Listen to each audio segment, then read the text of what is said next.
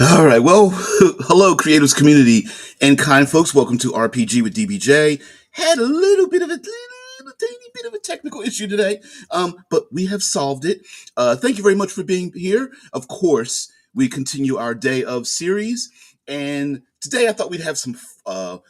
Here's another prompt where we can have some fun and maybe show off how I don't know, a little bit lazy, some of us, like this guy is. The day of running. Uh, Now, of course, I love to get these prompts and not really have a plan, but to uh, basically blow the dust out of our brains, get the cobwebs out, use this as mental fuel, and go like, what the hell does this even mean in our tabletop role playing experiences and our world building and such? And you guys have already gotten a little bit ahead of me. So thank you very much for being here, being part of the show. So we're going to talk about the day of running and what does that mean in tabletop RPGs. Now, one difficulty that a ton of tabletop games have are sometimes it's called the mini game. Um, you see this issue with running and chases and races. You see this with hacking. You see this with piloting skills. It's basically most games are designed around a group of individuals collectively together performing a situation within a limited time space environment. So it might be on a sailing craft, it might be deep in a dungeon, it may be on a beach or on a cliffside, it could be in a tunnel system or a starship or something. But usually the space is quite confined logistically, just because of maps and electronics and graph paper and hex grafting and things like that.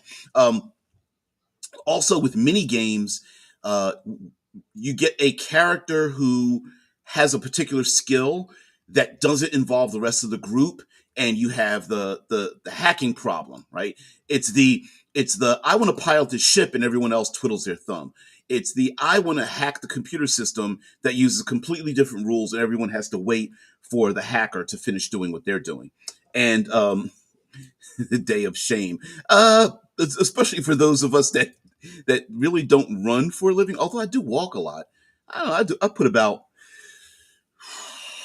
10 to 12 miles a day, something like that. Day of staying home. I like the movie Running Man. I mean, it's a little bit of the Arnie cornyisms in it, but it's based off of some pretty good like uh dystopian fiction, and I like that. Yeah, Discorder. Okay, so along with hacking and piloting, it's races and chases, and it's very difficult to apply them in a lot of role playing games because it involves it's difficult to do this in D20 systems and tactical systems because if players can move 30 feet, 5 squares, 10 yards, then it's just a matter of just moving them. And there's never any gaining or loss in speed. Also, in role playing games, if you do it more narratively, how do you adjust for um, all the discrepancies when it comes to a frantic chase? And lastly, a lot of times, even if you can measure some form of like variances and such, you still get the issue of the randomization of a chase that makes the cinematic quality what it is when you're running a race or chase. But in my concept here, and I didn't start it this way because I had a little bit of a tech issue, is that on this day of running, that for some reason the the environment, the people, there's some reason why you cannot stop today. It's like um this could be a marathon race of sorts. It could be a celebration. I like the idea that it's even more dangerous than that. That maybe there's a who's to say there isn't a Hermes type of deity or power or something that's forcing people to run, or the one who wins the race is given a some kind of granted some kind of access or key to a thing. Yeah, yep. Yeah. How are we going to celebrate? Yeah, maybe there's some kind of honorific given to a participant or a faction or part of the city or a group or something. It could be something that is even more insidious. That is, if you rest, you die, and you have to keep moving, whether it's running from the setting sun to running from the dark cloud that's destroying something behind you to there's a series of movies. uh yeah, it could be. Yeah, it could be. There's a oh there's the Crank movies. I couldn't think of it. There's a series of movies, the Crank movies, where our main character has like one of them. He's got an artificial heart. I think in the first one, he was given some kind of poison that was that if his adrenaline dropped below a certain level, he would die, and he had to keep his adrenaline level up or something like that. I mean, there's an old Kiefer Sutherland movie called DOA, Dead on Arrival, and he's poisoned and he knows that at the end of like 24 hours or something he's dead, but he's got to keep on moving and figuring out who poisoned him, who killed him, uh, as he goes running around. I can't remember the details of the movie and I don't know if it's any good, but anyway, it's a pretty good thriller. One-Eyed Heathen says last person who gets the finish line dies. It's a form of weird ass eugenics. Yeah. Yeah, it could be. But I role playing games, we often don't have a moving. Uh, we don't see often where we have to keep moving to do a thing, where the player characters have to keep running, jumping, swimming. You've got to get from A to B, and if you don't get there now, your ass is grass, kind of thing. I think it would be kind of cool to do it. Difficult, where you would definitely have to kind of ignore or modify movement rates and instead have a challenge system where one or more of the characters or maybe as a group there's a check for them to navigate or maybe through a city or the wilderness or they and one of the things that's very common in a race or a chase are all the obstacles you have to go through. The classic this used to be a big classic thing where our protags and antags are running, jumping, swimming, driving, whatever. They're running through a city or back alleys or something. Somebody has to crash through a window. Someone has to knock over a fruit cart. Someone has to barely miss a young lady with a stroller and a small child or something. There's always the jumping over someone, sliding underneath a thing, slipping in between people and saying "excuse me," while somebody else just shoulders through a crowd of individuals. We often see the race chase in a modern context through a busy city streets where you have to avoid cars, trucks, crowds of people who don't want to be bothered by your antics and can get a bit irate. Although swinging and wielding any kind of weapon will kind of get people to move out of your way, but then it causes a panic situation. Trying to maneuver through crowds without being found. Because you know you'll draw the authorities and have people watch you. Go maneuvering through criminally infested neighborhoods where people are watching out of their windows and you don't want to be seen, but you have to still get from A to B quickly before the local mob, gang, criminal organization, whatever finds you. Red, hey, what's up, Mr. Large? Says, all I can think of is sci-fi and people having kill collars on that explode if you stop moving for more than a few seconds, like the bus in Speed. Yeah, Speed is a good one. And Deadman brings up a classic, the French Connection, for a great run through a city. If for those who don't know, the chase scene, the very iconic auto chase scene in The French Connection, driving a car through the city streets, was done illegally. It was done on public streets, which is crazy. Yeah, no running for me. Makes me think of Running of the Bulls in Spain. That's a good one too. I mean, and of course, we're tabletop role players, right? If you think of the Running of the Bulls in Spain, people purposefully gathering together. They've got their white outfits and their red sashes around their waists and bandanas around their neck, ready to get their asses crushed and reamed. But it's also a we talked about challenges before, where it's a challenge of fear and kind of like manlyhood or drunkenness, drunken partiness. Like, hey, let's do this dumb thing. Great, Although I do like the idea of like maybe there's some monsters in Dungeons and Dragons that I think really emulate the we gotta run our asses off. Minotaurs come to mind, boulets, the land sharks come to mind. There is a fast ass fey creature from the old Fiend Folio that had something like, at the time, had like 960 feet of movement per round or something. Yeah, the End King says the Running of the Bulls much more popular than wiggling of the cubes. Are we talking? Are we bringing up the gelatinous seas, the gelatini in this discussion? Let's leave them out of it. Also, there could be something that if you stay still. When I say if you stay still, you're dead. Maybe it could be something arcane. It could be meteor swarms come streaking from the sky, and you've got to run for it.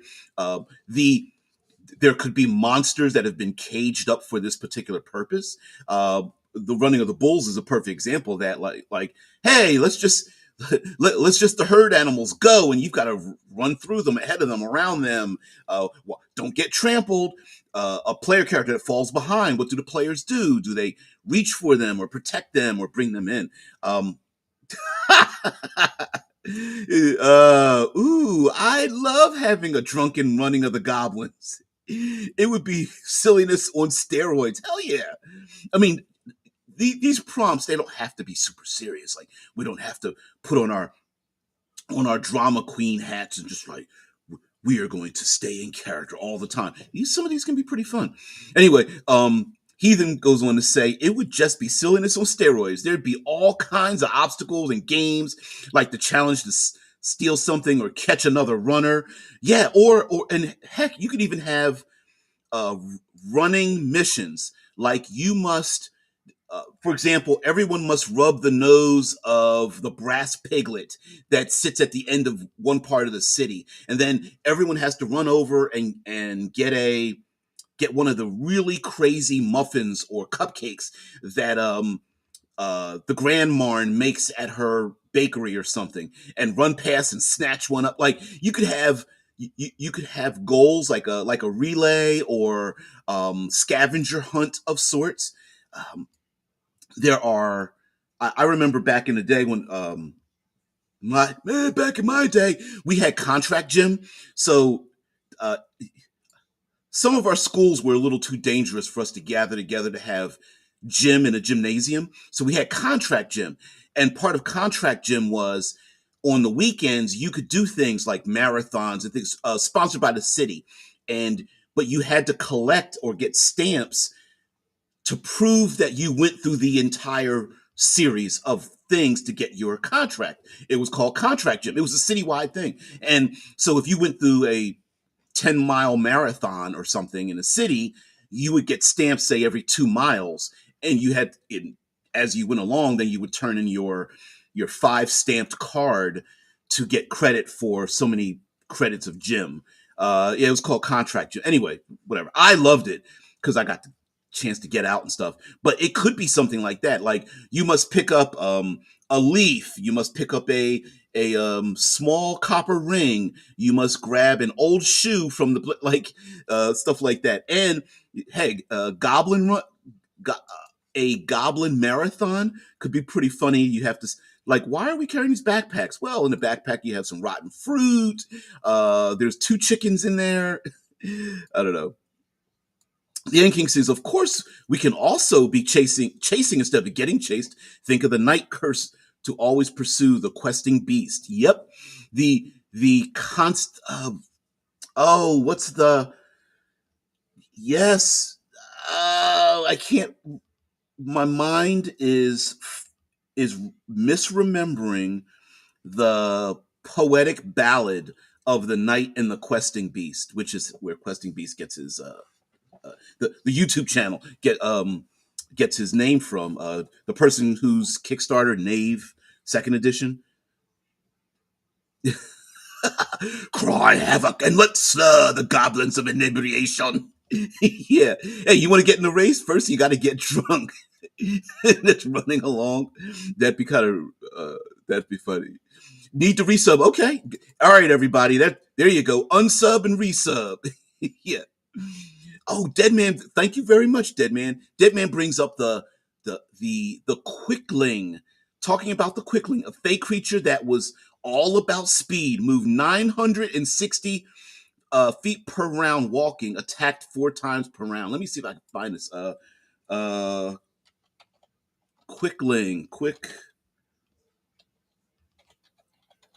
Quickling, Fiend, Folio, if I'm not mistaken. And let's see if we get an image of it. Yeah, but oh man, yes, I know Fiend Folio. There's no pictures. Nothing came up real quick. Oh, damn it. Anyway, it was an old and the problem with the creature. Well, I'm sorry, not the problem with the creature. The problem with the gaming part of this creature was that no one ever had a a board or graph paper or any even kind of computer to encompass that 960-foot movement. It was nothing. It was just like what? So I think having like a random set of possible encounters that each round or randomized whether you will encounter or not could happen. So if, let's say people are running through a very urban city and you have to the fey creatures are like, hey, you've got to jump in here and start running or something like that. It would be pretty fun to have you know the fruit cart that gets knocked over, the party revelers that get in the way, the uh, warehouse workers that have the barrels that are stacked precariously in the wagon, and if you run by and try to slide under or jump over or something, it can get knocked over. Or there are things that you can use in the environment to put in other people's way. So I like that. Mm-mm-mm. You guys are silly. Talk amongst yourselves. A quickling firing a gun, then watching the bullet slowly traveling, that must be agonized. It would probably rather run a bomb over, moving so fast. I always thought it would be kind of cool, and I don't know exactly how I would implement this, but I still have a fantasy of this. Uh, I had the idea that of players fighting enemies moving at a different rate of speed than the rest of the world. So you could have a fight on a train or a fight in a city where things are moving slowly, but the players are moving at rapid speeds, like some kind of like acceleration nation, and the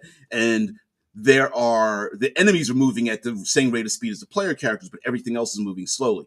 So there might be a tower that's falling, but it's taking like 10 minutes for it to fall, or there's an explosion and you could literally see the heat and the shrapnel, slowly blossoming out, and the player characters are trying to save people while also fighting and things like that. I don't know, a train derailment and the PCs are running along the outside skin and hanging off the edge of it and running through the interior of it as it slowly goes off the rails or a bridge or something like that.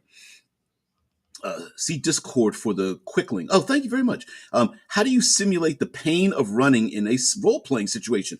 There's another aspect of running and exhaustion that often doesn't run in parity to what we imagine in our heads in a lot of role playing games. But anyway, So the squad mentions, how do you simulate the pain of running in a role-playing situation? The blood in your lungs, the knees compressing themselves to death. Yeah, the agony that makes you pray for death's sweet embrace. Are you talking about simple mobility? Because I feel that all the time. Waking up with where you can hear the snap, crackle, pop of the human body trying to wake up. Yeah, yeah, just the simple exhaustion. Like, when does exhaustion take place? How do you pace yourself? We often Dungeons and Dragons and all its D20 derivatives kind of consider Constitution to be a passive ability, but the skill in pacing yourself to run an extremely fast, like a sprint, or to conserve that oxygen in a marathon is actually a skill. So yeah. Yeah, me too. Yeah, I'm a man of a certain age. I got the snap crackle pops. Yeah, just like the cereal. Yes, let's watch people getting gored by bulls all day long. Animal rights on the day of running. I'm sure there's people eating popcorn going, "Go, there go the bulls!" Yeah, because we always see those horror stories of the person that gets gored or trampled or something. So yeah, I'm sure there's a Judic circle sitting in the background going, "Oh no, don't worry about us. We're just watching. We're having some fun." Cast a Magic the Gathering in large on a couple of those herd animals just to trample someone. Yep. Shai says, "How about a minotaur chasing you? Not the fastest critter out there, but damned if you stop." See, I was trying to think of what would be a great impetus to keep players to keep moving, like um, the Walking Dead zombies seem to be one of those where they're not as fast as the player, unless you get the fast running zombies, but it doesn't matter. So our main characters may be more mobile, but they have a limited amount of stamina, whereas maybe our enemy might be slower but never stops. And the like a minotaur or a giant, a gorgon, or something massive or predatory that's slow and methodical, but will still find you, and you can try to outrun it. Sure, you could get further away from it, but then you have to stop and rest.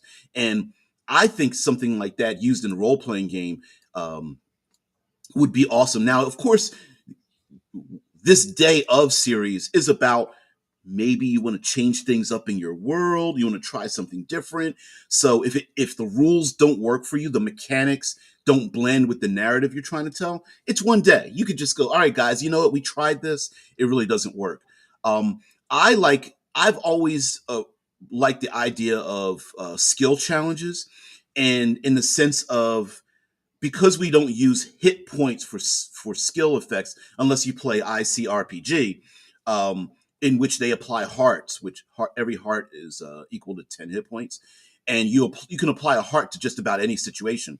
Um, Clocks, another word for that are clocks in Blades in the Dark, but you could apply, like, okay, to run through the city, you must gain 5 successes, but you fail and you're captured if there are 5 failures, right? And so it's this constant tension between trying to get more successes than, you've got, I don't know, 10 rounds to get 5 successes. And if you fail, another player could maybe sacrifice one of their points. You're trying to get so many points to achieve a goal. And, this could be applied to anything, right? You need 3 successes to unlock the door. So you need 3 successful sleight of hand checks. Now, in between, you might have to fight, which extends the amount of time to unlock the gate. But we also need a tension timer. We need some reason, like, if you fail, what the hell is going to happen to you?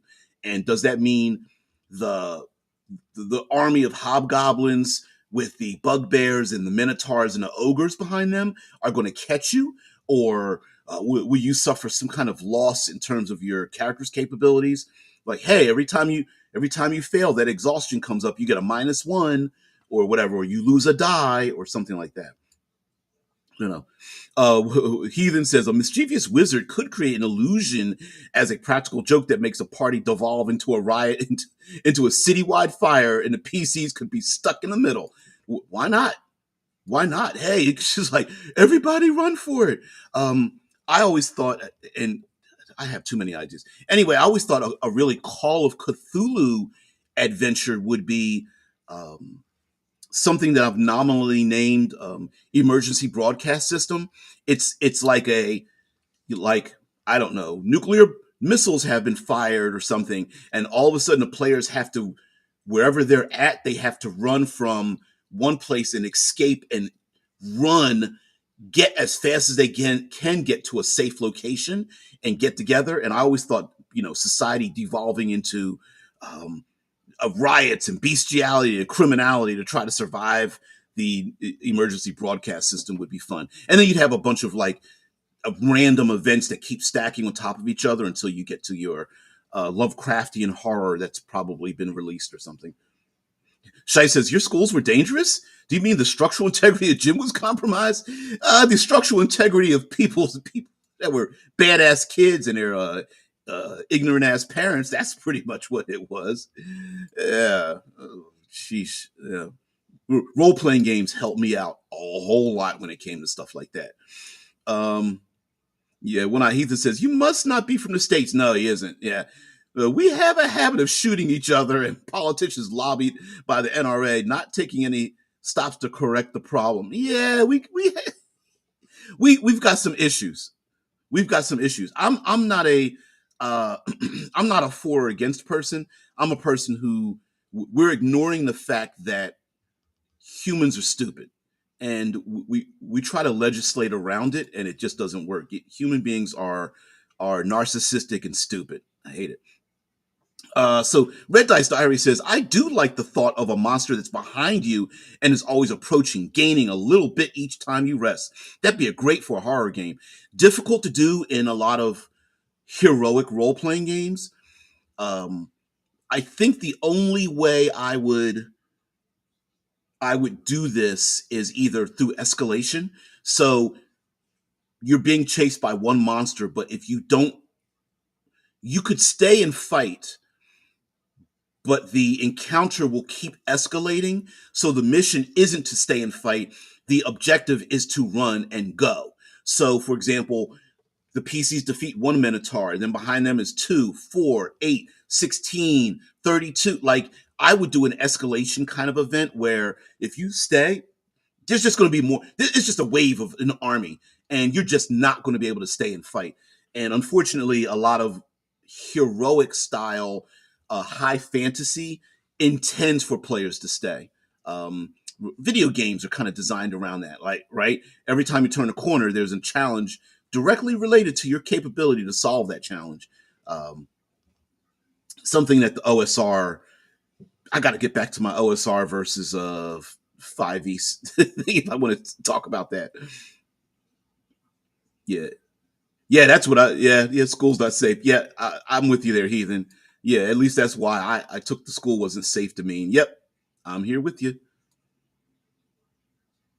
Mm-mm-mm. Yeah, yeah. Uh, Red Dice says, I played a game of Stars Without Number recently where a city population were getting possessed by a demonic form, and we were fleeing through the city trying to reach a safe haven. It was great fun. It's I think this is just an atrophied muscle in the role playing community about the run and flee of player characters running and fleeing, and I think it's because we haven't embraced alternate win conditions as a norm in our role playing games, because everything devolves into staying still and either defeating it or it tries to kill us, rather than no, the you've got to get to the gate before it closes, right? And there's things in your way, enemies and obstacles you have to climb over and dodge away from, and fireballs falling from the sky and arrows being launched and bullies in the way and stuff. But it's like, no, no, no, no, no, you're not supposed to stay and fight. The whole point is to run and uh escape them. I don't know, the Five Kings Mountain before it closes for another 1,000 years and a portal closes, or the great snows are about to roll in, and if you don't get the caravan to the southern regions before the snows come in and blankets the area for the great winter, then everyone is stuck there, and their mounts will die or something, right? It's the running things. Yeah, stealing rickshaws and vehicles would be fun. We did talk about the Day of Griffins, which was like an aside for like mounted, and we did a Day of Caravans.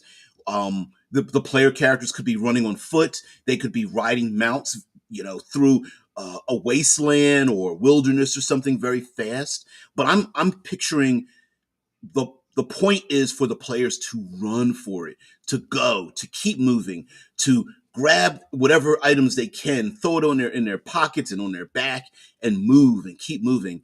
And the dungeon wouldn't be a singular thing. It would be the encounters along the way that they have to navigate around. So for example, if this is wilderness 101, it could be high winds and rain or snow or mudslides or avalanches, rock slides. It could be hacking through deep foliage and there's an enemy behind you. But yeah, any number of things: floods, smoke, fire. Yep. Exact approach. Hey there, says American here can confirm disadvantage on our wisdom saves at a federal level. Yeah. Listen, um, democracy is the worst kind of government except for all the others, right? It's that concept where it sounds good on a personal level to get everybody's opinion about a thing until you get everyone's opinion about a thing, and then you just go like, don't. Right? Yeah, and oh, by the way, all those of us that are here, like all this first thing, those of us in the States, it's hella early. Across the pond, a little bit later in the day, so there's a bunch of us here, and heck, we could have this channel could be a whole thing talking about the differences between the States and elsewhere, which would be kind of fun. But yeah, and I'm with you, Heathen. Stealing a rickshaw sounds like a fun time. Although, which player character pulls the rickshaw and who gets to ride in it? Although it would be fun trading off. All right, Wizard, it's your turn. Wizard's like, I got 8 Constitution. I'm sitting in the back. I got the ranged attacks. Oh man, you guys are silly. All right. Red Dice, especially when you're playing an off-brand Jedi like I was. Oh, off-brand. Which reminds me, like I'm kind of liking. I like the Ahsoka show.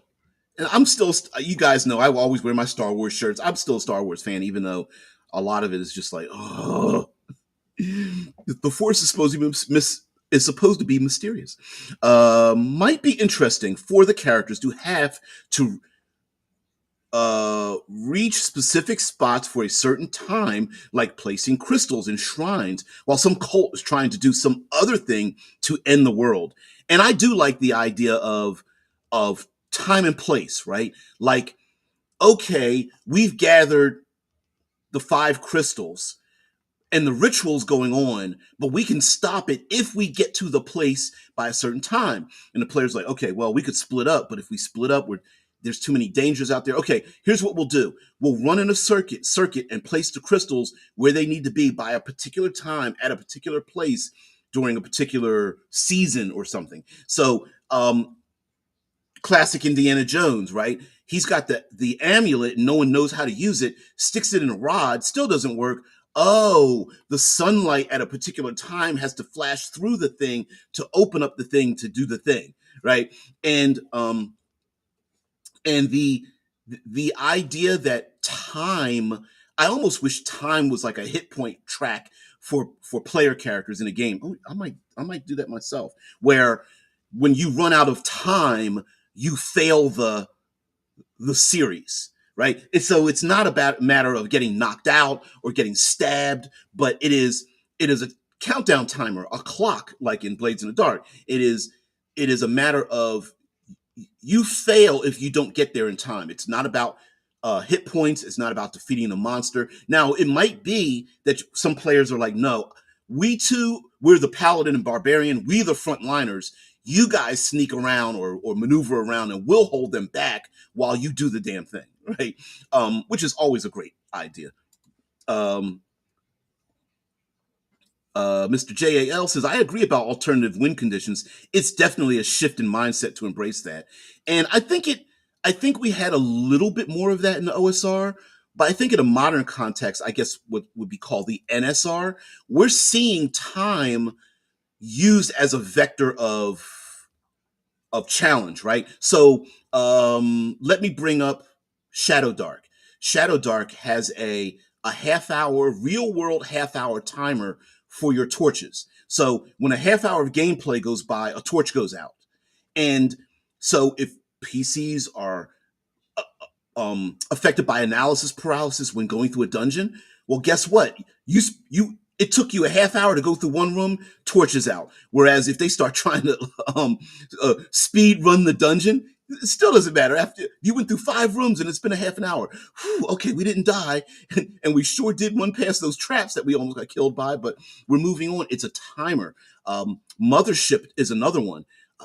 I did a review of an aside on Mothership called Dive, which is like horror under um I'm about to say subterranean, submersible horror. It is diving into the oceans and down deep, and in it it has an hour timer. And every hour, one of your oxygen tanks is null and void.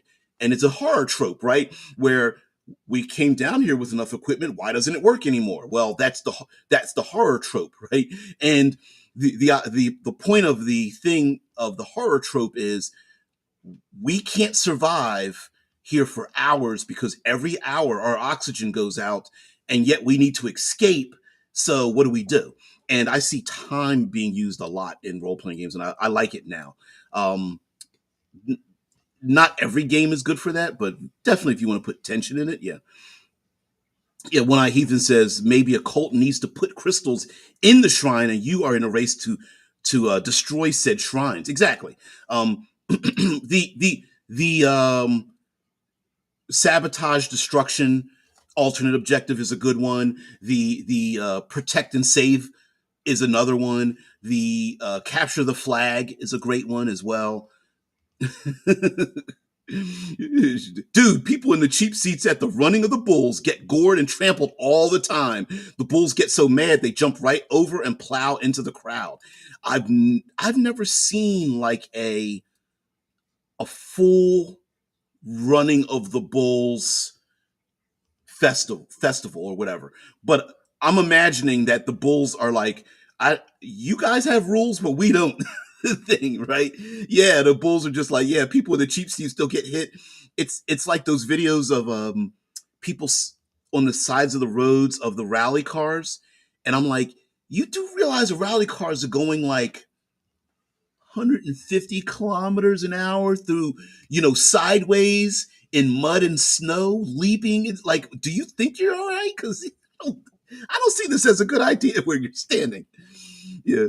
Heathen says, have the party agree to race a snail for easy pay, but it turns out to be the some interplanar speed snail of doom or something. Yeah, yeah. The classic rabbit and the hare chase, especially if the PCs need to get those long and short rests involved. But every time they take a short rest, the slow moving thing keeps moving past them, and they're like, "Oh man, we got to keep on moving." And the slow doop doop doop boop boop boop boop, and just moving on.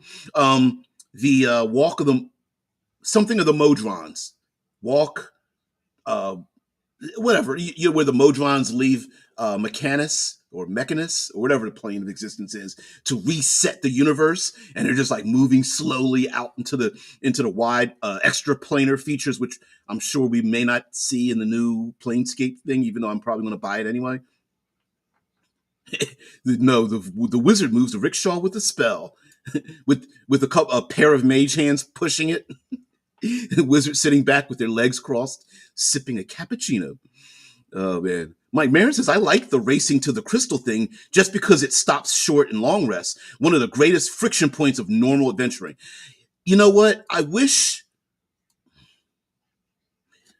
so I love what Mike Marin has to say in here, that it feels like we have accepted, the tabletop community has accepted that we are supposed to allow players to have short and long rests, because if they don't, they're not going to be at full capacity, and that means we're taking something from them, which it should have been. Short and long rests are rare. Like, you need to fight to achieve to get that rest in the first place, and that the fact that you don't have all your resources is the norm. The problem, I think, came about that uh, adventure design assumes maximum capacity, and if players are reduced in capacity, they feel like the game is cheating them rather than having to play differently.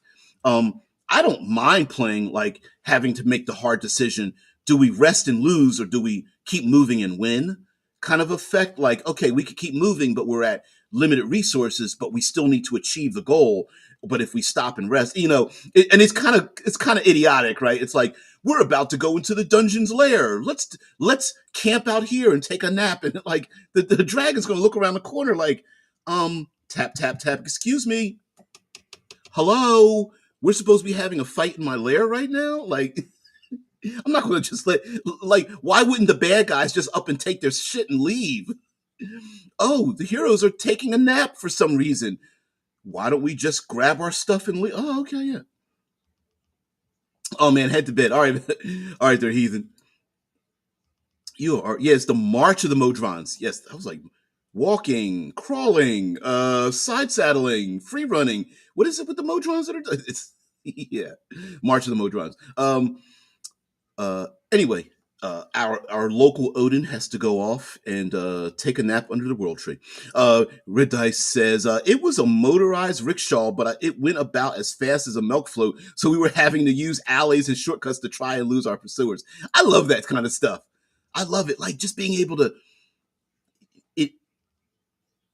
I love the idea of using the environment and having it be dynamic, like going down dark alleys and taking little motorized vehicles down steps, like really, like bouncing down steps and trying to navigate through a. You have to navigate through a busy carnival or bazaar or marketplace where people are yelling and things like that. You have to go through, try to merge into traffic with other busy travelers or vehicles or wagons or motorized scooters or rickshaws and things like that, jumping from one to the other. I mean, that just sounds fun. Um, oh, he brings up the timers from ICRPG. Yeah. Okay, so referencing timers, I like the mechanic in ICRPG where you have a dice that ticks down each uh, round of a combat before something happens to shake up the encounter. And it's listen, you could steal this and just use it, right? If I'm not mistaken, you take a D4, you roll it so everybody sees it. You don't even have to explain what's going to happen.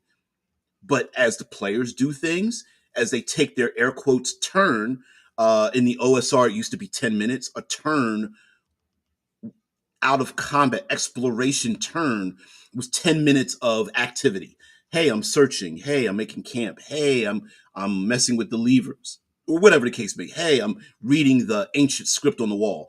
And it was about a 10-minute amount of time before maybe you rolled for random encounters or something like that, whatever the case may be. But you take a die, you roll it, a small die, D4, D6, and you just start counting down.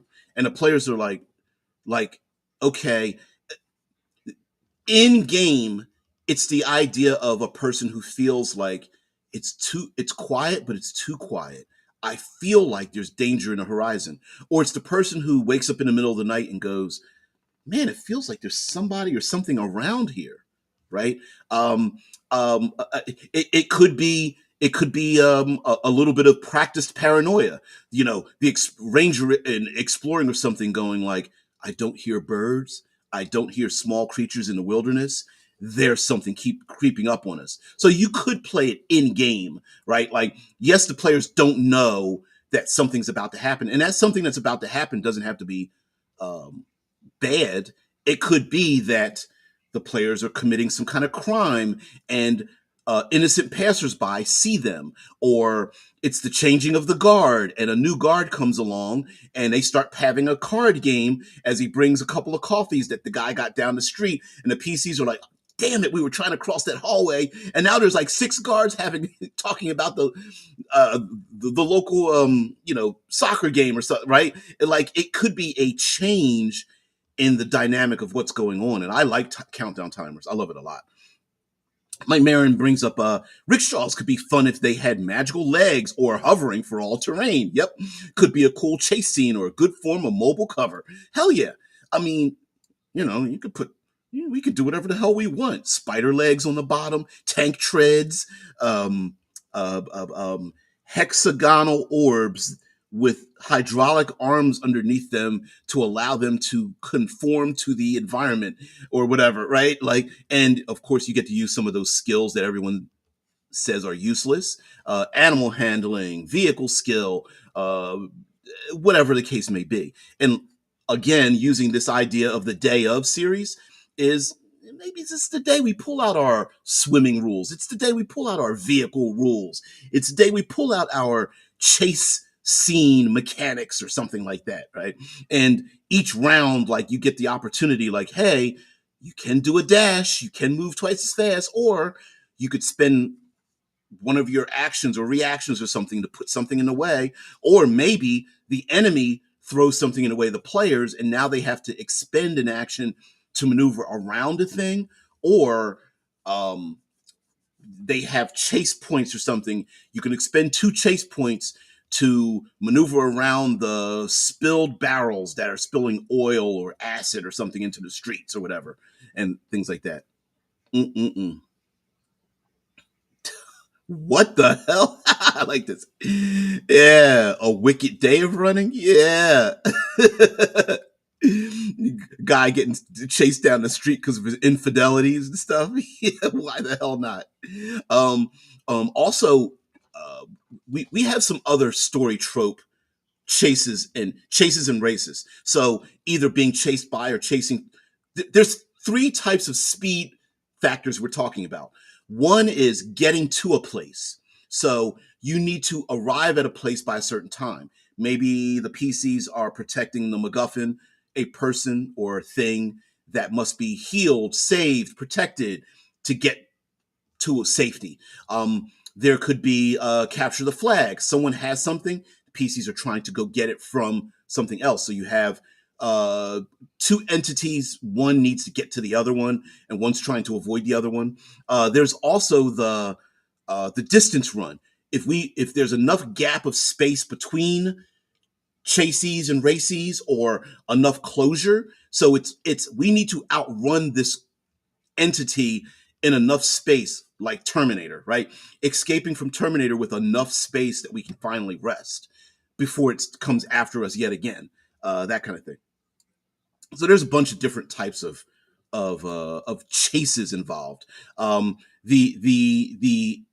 escalation part of it is also a thing. Hey, we need to. It's a forest fire. We need to get out of here because the forest fire is going to engulf us and get bigger. The meteors falling from the sky. Sure, there's 1 or 2, but if we stay here, we are in the path of whatever it is, collapsing, falling, burning, exploding, or something like that. The End King mentions monsters who build designated restrooms in their dungeons for adventurers, just so the monsters can nab their belongings and escape as refugees. That's a great idea. You literally, hey paladin, you literally unzipped your plate mail armor and pulled your pants down around your legs. Yeah, I love it. Although honestly, this was a running gag amongst my group when we were younger, that we had like 5 goblins that while the players were having a battle, the 5 goblins in the back just looked at each other, stole the gold and magic items, and just left.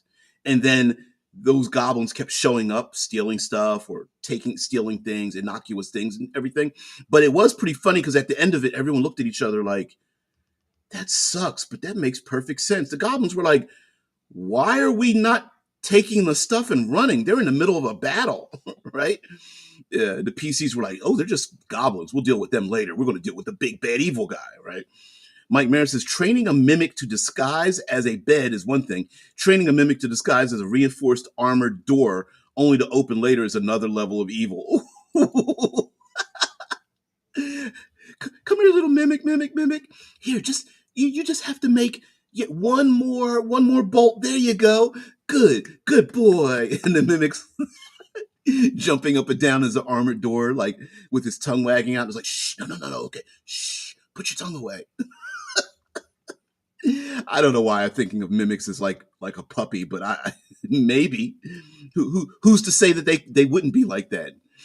Hey, hell, training mimics to be like these not just innocuous things, but like you said, like the mimic that covers the spiked pit as a solid, I don't know, stone floor or something, and the bad guys just walk across it, but then the mimic gets up and leaves, follows them down the hallway. Mm-mm-mm. You could make a rickshaw like the luggage in Discworld, propelled by many pairs of legs. Then even the vehicle's running. Oh, with like legs underneath it. Uh, Baba Yaga's hut is a good example of that, I guess. The hut with the chicken legs. Yeah, March of the Modrons, which led to the Dead Gods, the greatest planescape adventure, which we'll never see again. Although actually, all that stuff still exists, though. It still exists. Mike says it would also make a cool commentary on magic and feudalism. That although they could make a magic powered vehicle, they make a rickshaw still pulled by people because feudal dominance of the masses. Yes, you got to give people something to do, and hell, or maybe it's too the rickshaw human propelled economy has been in protest against the magical floating disc guild, who has been taking away those jobs, and so artificially they have to support the rickshaw economic union because the floating disc people have moved in, which I think would be pretty awesome. I did. There was a little series of us doing the what if, like what if a certain type of monster or spell had expanded well past its borders, and it was pretty fun. Oh, there's a birthday. I didn't know there was a birthday. Well, happy birthday there, our one and only one-eyed heathen. Happy birthday! I didn't know that. Why do I know these things? You guys need to tell me these things. Okay, so lastly, before we get out of here, I'd like to just sum this up to, having the player characters have to race or run, even if we do this very small. And what I mean by small is if we have a combat encounter or encounters that require the player characters to run from place to place, maybe somehow the battlefield, whatever that field of conflict is, keeps changing. And by virtue of it changing, the players have to move from place to place. I'm thinking of ice floats in the Arctic North, and the players are precariously balancing on these slick ice floats, but they have to jump from float to float because maybe the ice floats are melting, or they are falling over a waterfall, or there's a kraken-like creature that's reaching its tentacles up and crushing the ice flows that the PCs are on, because the aquatic creature can see underneath it and see the pitter pat of feet, or can sense the heat from the player characters. So they're jumping from ice flow to ice flow before it falls over a waterfall, and the tentacles are reaching up and breaking it. It could be they are fighting on a plane of glass or mirrors that are cracking beneath them. Volcanic eruptions with geysers and things that they can feel the ground beneath them shaking, and there are these fumaroles or crevices, cracks, crags in the ground, and they're moving from location to location because they can kind of time, or there's a random timer when one will explode, like poisonous gases or hot steam or a jet of lava or acid or something spews out from the ground, and they have to move around the battlefield. It could be an arena with moving cover, and the cover itself is moving on tracks that are in the arena, and the players are trying to like use it as cover against maybe flying creatures or a phalanx of their enemies who are trying to move towards them, and they're like, okay, all right, next round we're going to move to the left behind the wall that's over there, but the wall is going to actually separate and move somewhere else. Maybe there's a maze with shifting walls, and the dungeon has these walls that keep shifting and moving, and the players must run or can run to go past a shifting door that closes behind them, and they'll get separated. It could also be something very arcane. Maybe there's a dungeon that if you grab the blue doorknob, you go into the blue part of the room, but if you open up the door with the red knob, you are in a different um, micro uh, plane of existence. And so only the characters that all open the blue doorknob are in the blue region, and the red doorknob are in the red region. But if you open up the blue doorknob and close the door, it turns red. And so the PCs could get separated, but then they have to get to the next end of the room because the room's the same size and shape.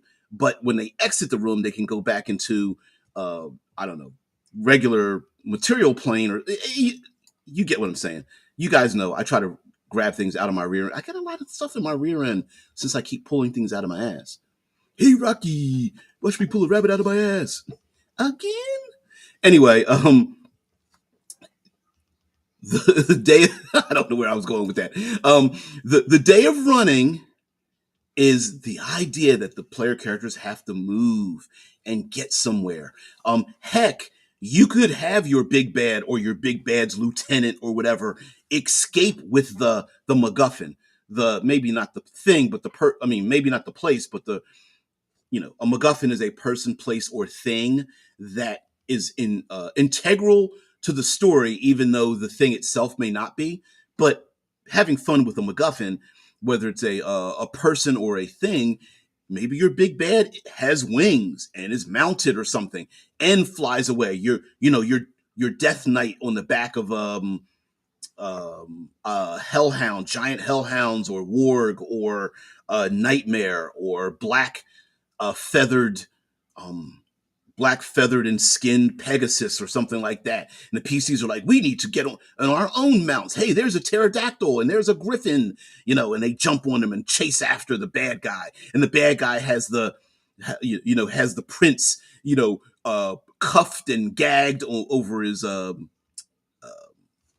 saddle, and then decides to kick him off, and he falls down and is captured by the I don't know, the kobolds flying on the backs of bats or something. And the PCs are like, okay, you fly to the left, and they're diving down into the city or something in between the buildings. It's the race, the chase, the running. Having the punishment could be exhaustion. Um, Having the need to pace oneself, but also push forward. Uh, Heck, on the day of running, as Mike Marin mentioned earlier, it could be you want to achieve that long rest, short rest. Hey, you're going to have to run for it. Simply running off a dock to get onto a ship, a sailing craft. Simply getting back on that sailing craft um, before a tsunami or a hurricane or typhoon sweeps over one of those small uncharted islands that the PCs went to. Any reason to get the players to run for it and to get from location, I think on the day of running is really good, and could change up how we do our games. And again, the win condition, I talk about a win condition, but it's not necessarily winning. It's just solving the situation, right? It's getting there and getting there in enough time so that we are not we are not charged with, oh great, this is supposed to have a lot of tension and speed, but we're just going to sit here, using some of those acrobatic skills that the player characters love to have when it comes to running, jumping, spinning, parkour, free running. If you're trying to run an Assassin's Creed style game, or a Running Man style game, that, hey, listen, the portal opens and it's only open for 24 hours. You need to get through the dungeon and through the adventure and get to the other side as fast as you can, despite all the dangers. It's like speed running Tomb of Horrors or something like that. Mike Maron says the day of running, also known as the day of picking on halflings and gnomes for their short legs. Well, yeah, why not? There, if we're going to narratively embrace everything, why wouldn't we narratively embrace the shorter races? Even though we know over time they're kind of eliminating those differences. But, the shorter races might be slower, but what if you have to get down on your hands and knees and crawl? I'm looking at you, Goliaths, and other pseudo large creatures, that large PCs that aren't large officially. I mean, maybe the halflings and gnomes are like, hey, I don't even have to take my hat off. I can just run down the hallway. But you humans and bigger people have to bend over or crawl or scurry through or something, and that could be a problem as well. Drew's like, no, that would be ableism. No, it's only ableism if the entire game punishes someone for doing that all the time. I'm talking about challenges and shit. Some of the best uh, media I've ever consumed are about people being challenged on their weaknesses and overcoming them. And sometimes that challenge is being a badass. Sometimes that challenge is just simply learning how to walk, right? Um, some of the best stories are about people who did we perceive to not have the ability to do a thing, and then they do the thing, right? You can't go to college, you don't even know how to read, and guess what they do, right? So yeah, no, I know you're being facetious, and I'm so you are challenging me, I think, to explain it, and it's only that way when there's a punishment and there's no reward at the end of it. But yeah, I mean, characters being challenged on the way that their character is not a big deal, right? That's the whole point of having challenges.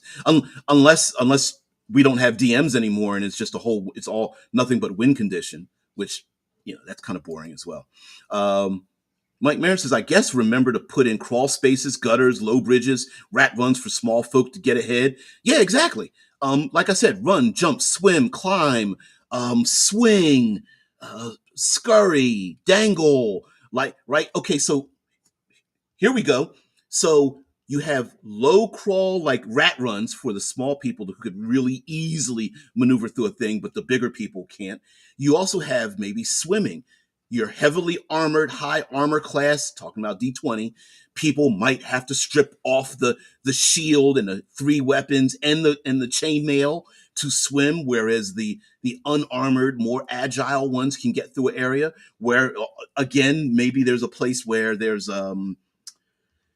thick foliage and thorns and briars and stuff. And it's like, hey, I'm armored. I'll just push through the foliage. No big deal. It's not hurting me.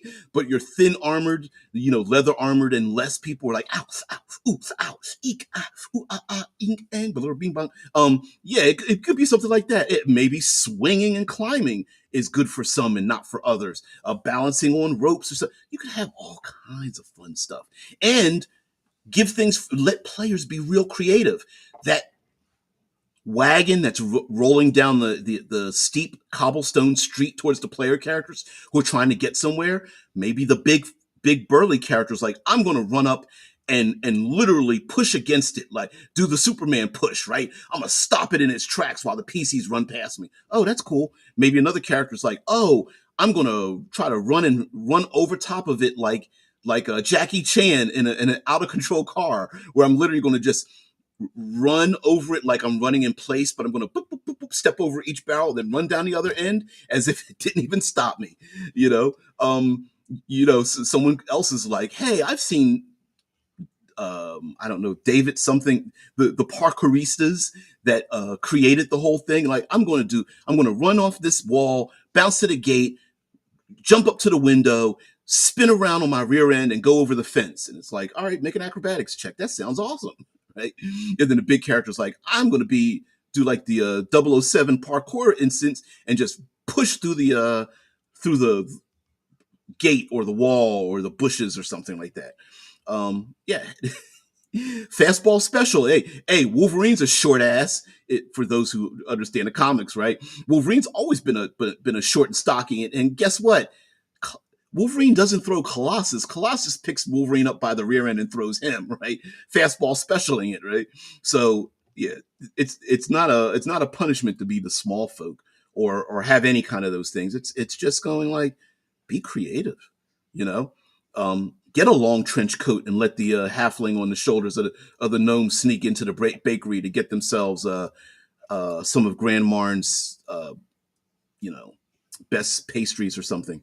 Um, Mike Marin says, I guess remember to put in crawl space. Okay, but so did I miss something here in the chat? I wish guys could see the chat because it's very bizarre. Anyway, we've gone too long. I'm burning up too much of my goodwill with you guys by using all of this time. So I really appreciate you guys being here. If you're new and you get this far, you know, go ahead and do the damn thing. Go ahead and like or share, subscribe, hit the notification button, join in the Discord below, even though I'm never there. But everybody else who's much smarter than me is much more creative than me is there. Please check out Shy Squad's music. Please go over to Red Dice Diaries. Listen, subscribe to the channel. Listen to the podcast. Do all the damn things that you need to do for all the people who ever come in here. And thank you very much for being here, by the way, because your time is very valuable. Drew says, that is my only complaint about the X-Men movies. As handsome as Hugh Jackman is, he is not my comic book Wolverine. You stop it. You take that back. I like my Jackman. But yeah, he's not the shorty. He's not the shorty bestial, like, Wolverine has always been short. Even though he the ladies happen to like him because for his I don't know, maybe he's got like an animal magnetism or something like that.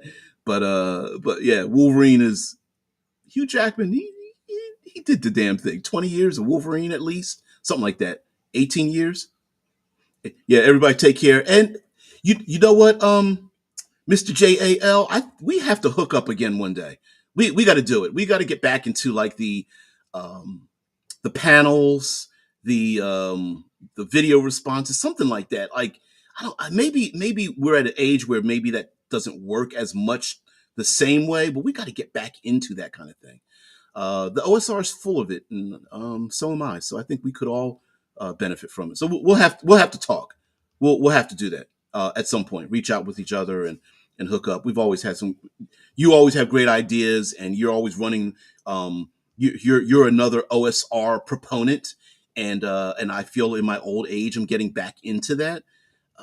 Although I guess I kind of consider myself like an NSR, like a new school kind of person. So it'd be kind of cool to have like a little bit of like a back and forth. Anyway, guys, have a great one. Thank you very much for being here. I don't even remember what tomorrow's going to be, but it doesn't matter because we're going to have fun with that prompt. Oh, one last thing. If you have any ideas at all for any kind of prompts, list them anywhere and I'll find them and then we'll come up with some great ideas with them and I'll make some thumbnails and do that kind of stuff. Yeah, cool. Sweet. Sweet. All right, dude. Thank you very much for letting me know that. Guys, anyway, today was the day of running. Please run to wherever you have to go. Thank you very much for being part of the show. I appreciate it. Happy gaming. Bye.